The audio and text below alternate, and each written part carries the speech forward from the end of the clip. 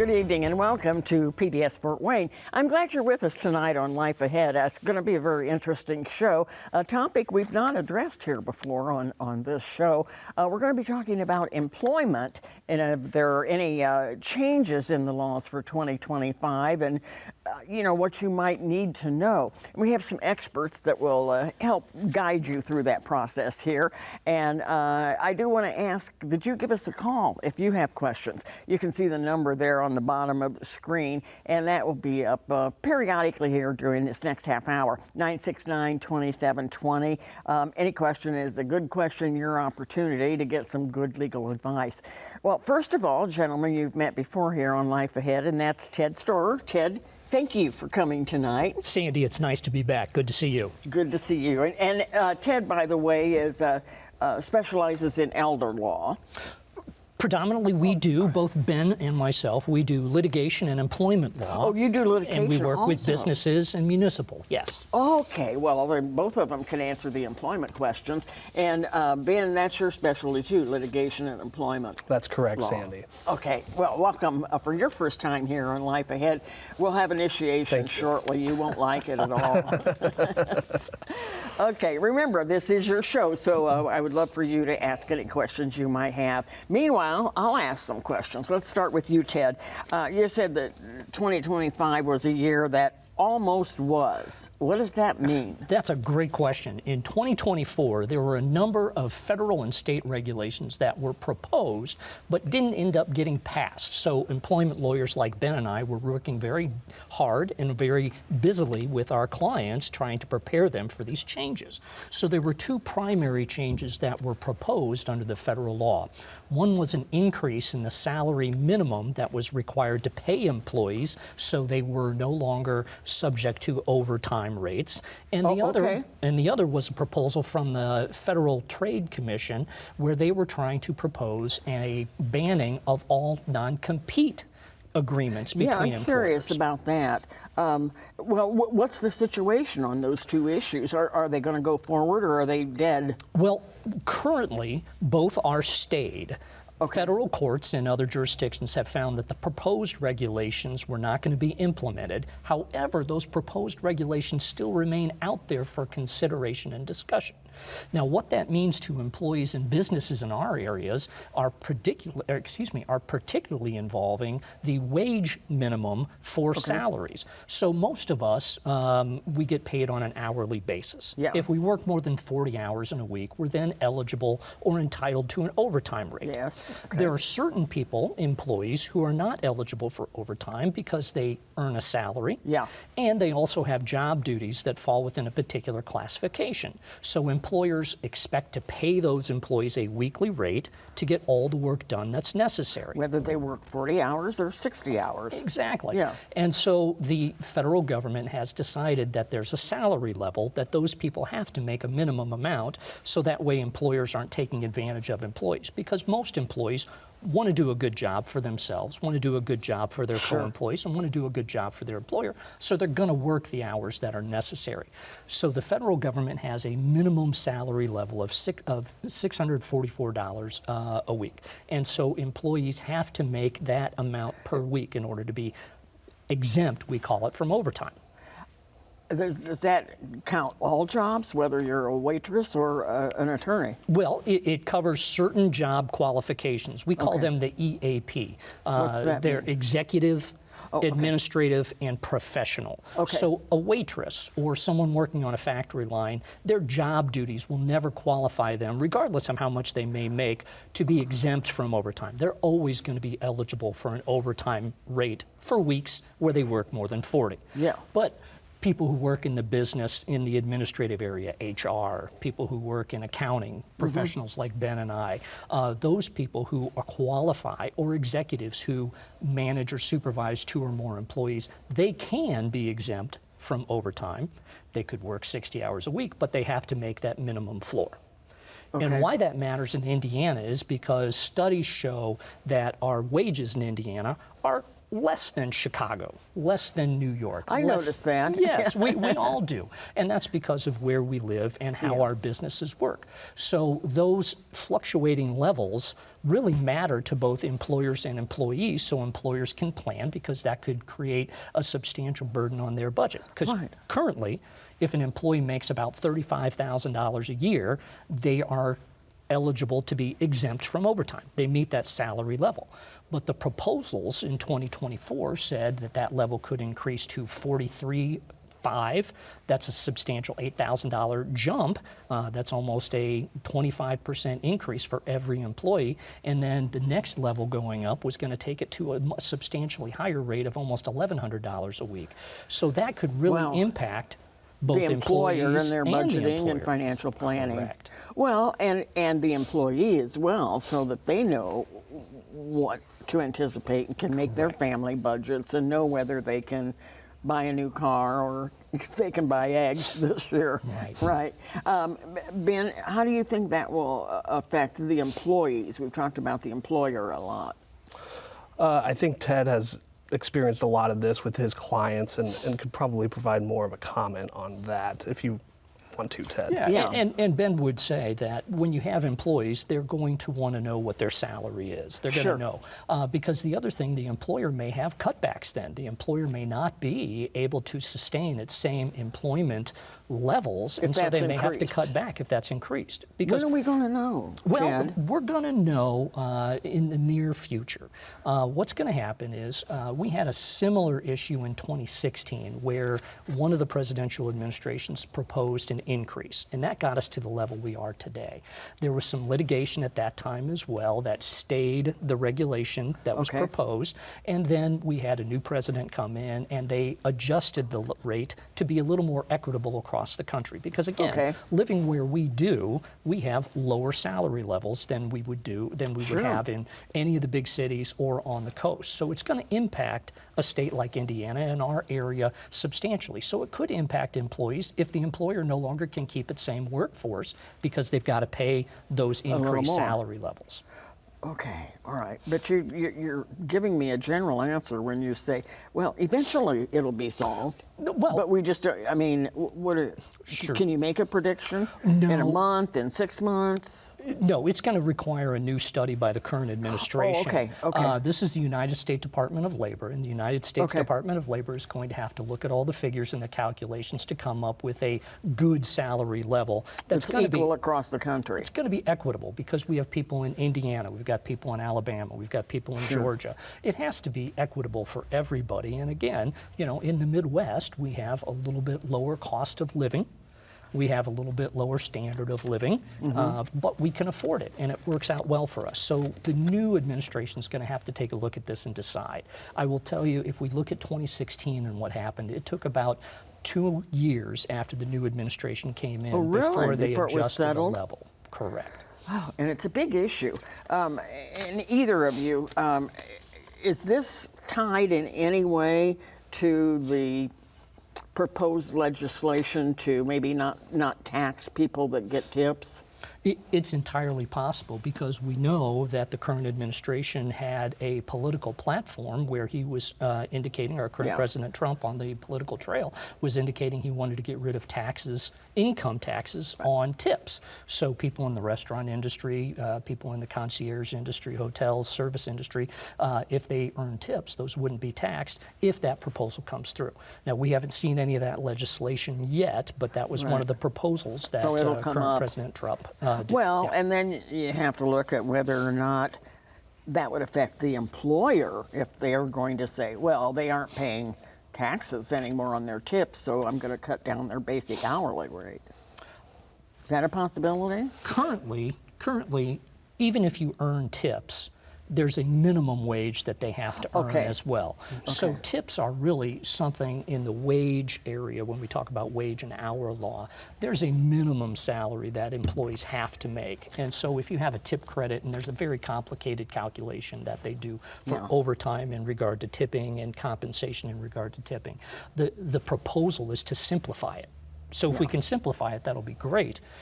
Maybe not for accountants and lawyers, but it'll be great for business people, and it'll be great for the employees. But we're really just going to have to watch and see what happens with the administration and what they're able to do. Well, we have to watch every day because things keep changing. You just never know.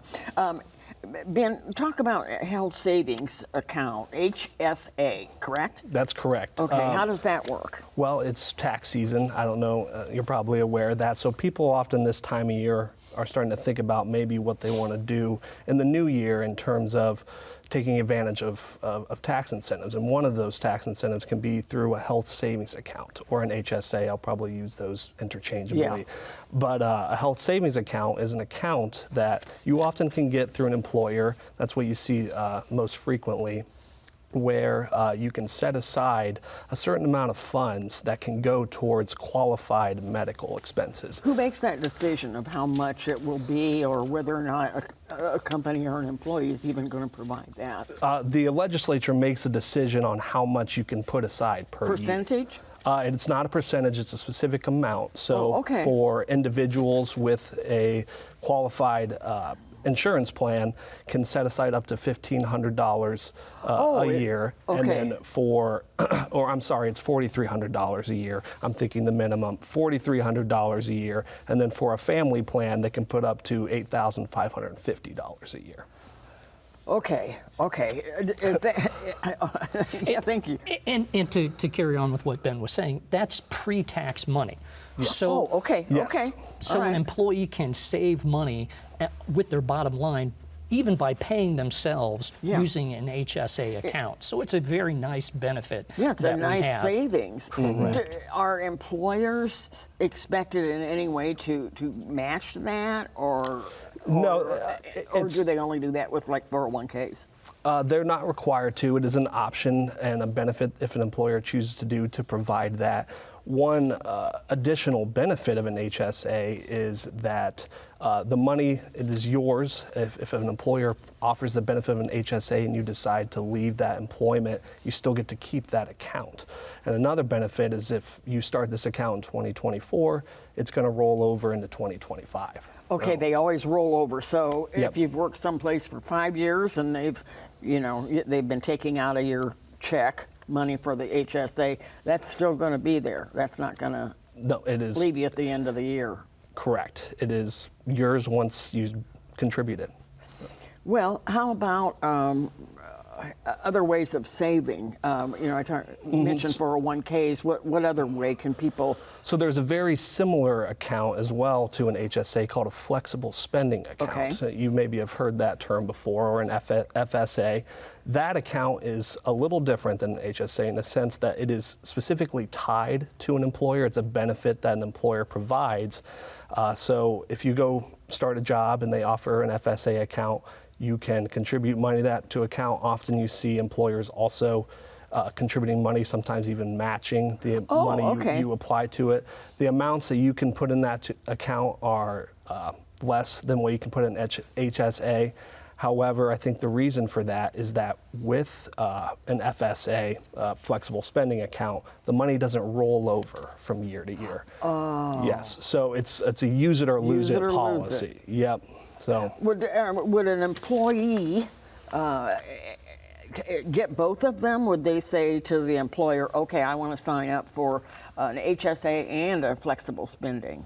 That's a great question. A traditional HSA and a traditional FSA, you cannot have both at the same time. Oh, you make a decision which one. However, there is kind of an exception to that. You can have a traditional HSA. You can start that if an employer offers it, or if you just want to start it on your own. And then you can also have what's called a limited purpose flexible spending account. Limited purpose, what's that mean? So just certain things you can spend it on? Correct. It's kind of self-explanatory, but certain expenses you can spend on with that would be dental and eye care, where with expenses on the HSA account would be your medical expenses. Oh. Okay, so what you think is health, vision, ear care, what else did we say? Dental. Okay, so they're not necessarily considered to be a health savings account issue?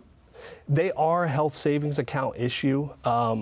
However, if you a flexible spending account is kind of just an opportunity to separate and double dip, where you can use money on the dental and eye through your flexible, Out of your flexible. your limited purpose flexible spending account, and then also you can still have your HSA for your kind of traditional big deductible expenses. So, and that would be an individual case. I mean, somebody that has a lot of medical issues, or maybe they have surgery or some issue coming up that year that's going to cost a lot, you would want to protect your health savings account probably.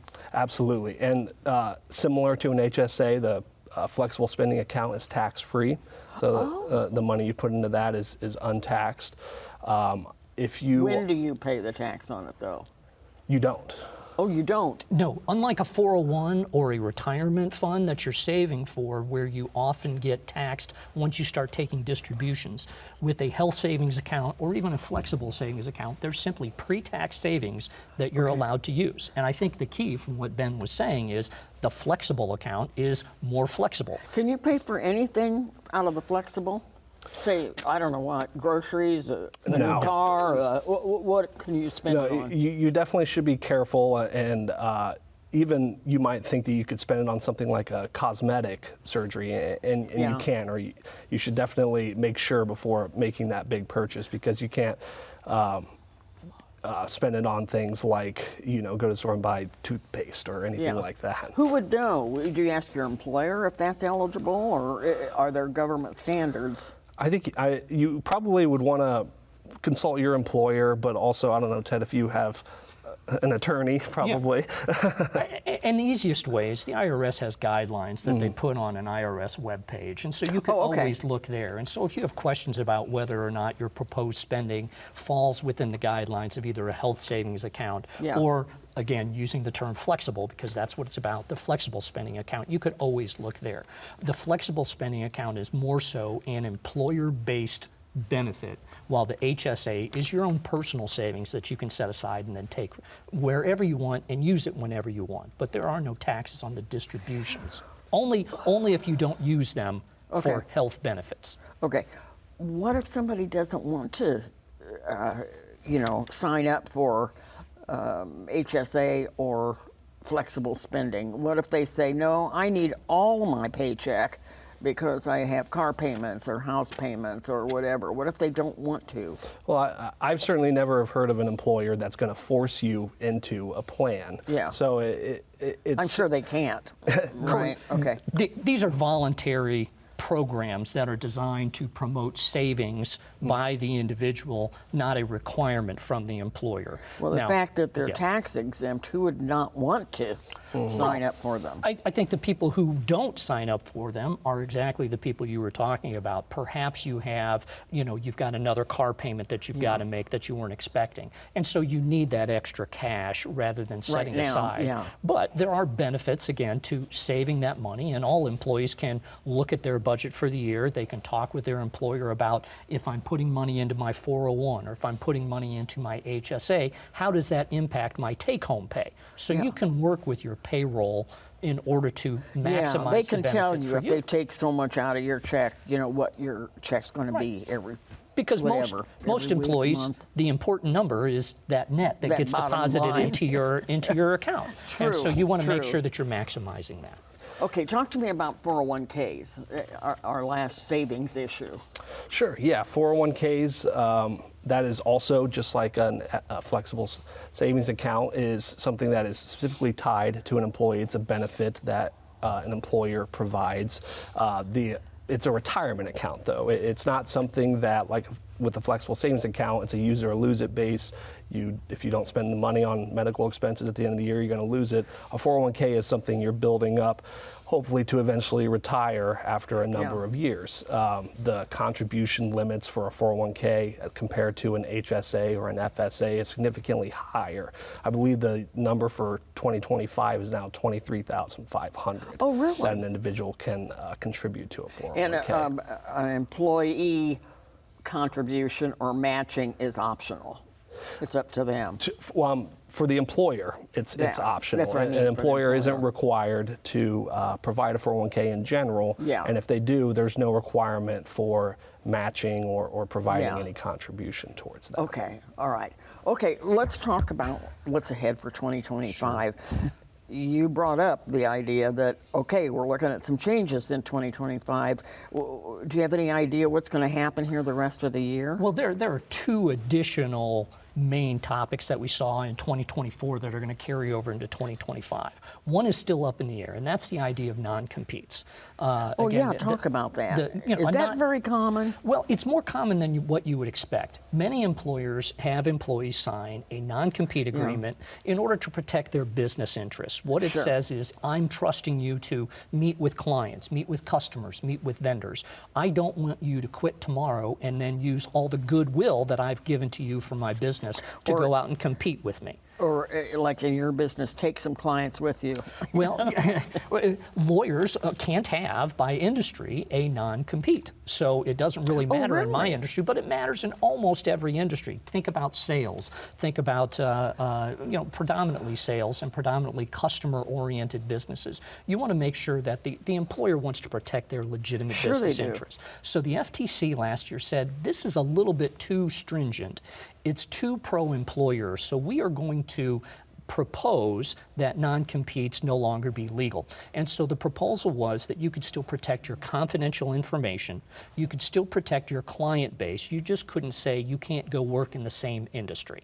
So what we're going to watch here in 2025 is whether the FTC continues to promote that and what protections are still available for employers. Some employees may want to continue to watch to determine whether or not they're still bound by a non-compete. So that's something that the FTC, a government agency from Washington, D.C., a federal government agency, is going to have to propose. And the last thing we saw in 2024 was a regulation that implemented what we call the Pregnant Workers Fairness Act. And what that means is that expectant mothers and new mothers are given some benefits in their employment just to make it easier for them to return to work and to maintain their employment. Okay, you brought up pregnant women. How about the fathers? Is there any, I don't know, standard or rule, law, whatever, of if the father could have paternity leave? Or is that up to the employer? That's a good question. Typically with paternity leave, in terms of policy on that, that is up to the employer. And Ted had brought up the Pregnant Employee Fairness Act, and that does not apply to fathers. But there are still other laws out there that can provide rights to fathers in maternity leave, particularly the Family Medical Leave Act. That is an act that's been in place for a long time that allows employees when they're dealing with some sort of either themselves a medical issue or a family member to take an extended leave. So that is an avenue for fathers to take without risk of being fired, to take getting terminated, I should say. And that's fired's a harsh word. But it's accurate. Yeah. That's the standard for everything. Figure out how to not get fired. Correct. Exactly. Yeah. But the FMLA exists for new parents, and that's both the terms maternity and paternity in our field are a little bit antiquated. We just call new parent leave. And Oh, really? And new You don't parents, say paternity leave or maternity leave. right? Those traditional terms aren't used generally in the All right, workplace say it again. anymore. What do we say now? We call it new parent leave. And New parent parents- leave. Okay, got that. And that's All right. covered under the Family Medical Leave Act, and Okay. that covers whether there's an adoption or an actual childbirth. And Right. that covers both father and mother under the guidelines of the FMLA. Okay, all right. Now we're actually getting close to the end of the show. So, Ted, if you can tell our viewers fairly quickly what are the most important things they need to know as employers or employees? Well, let's talk about employees because we're here at 7:30 on a nice Wednesday evening, and so we're anticipating a number of employees. I think the employees, particularly as Ben said during this tax time, we want the employees to talk with their payroll, to do a budget, to really look at what they can do and how to maximize the benefits that are provided to them by their employer.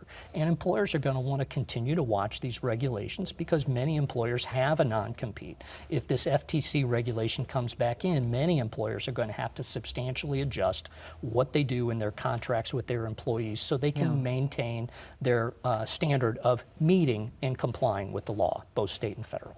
Got it. All right. Yeah, Your turn, and I Ben. think, Ted, a key point that Ted's getting at here is it's good to just have transparency between an employee and employer, and an employee should know what exactly an employer is offering in terms of its benefits and feel confident in exercising on those if they would like, and obviously based on their means. But yeah, it's always, the importance is transparency between the employer and the employee. That's for sure.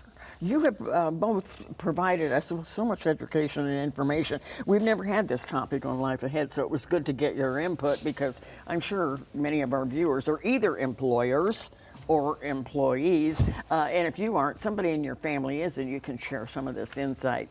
Meanwhile, thanks again, Ben and Ted, for being with us here this evening, and to the rest of you, we're going to be right back here next Wednesday night at 7:30 with a new topic and new guests. Have a great night.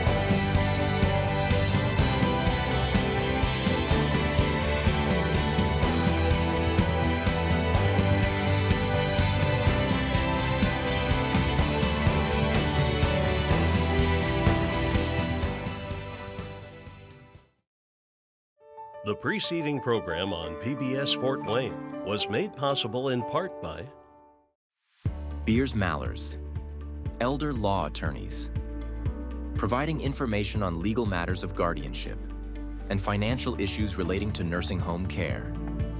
Beers Mallers attorneys can also assist with Medicaid requirements and help navigate difficult family situations. Beers Mallers, attorneys at law, with offices in Fort Wayne, LaGrange, and on the web at beersmallers.com.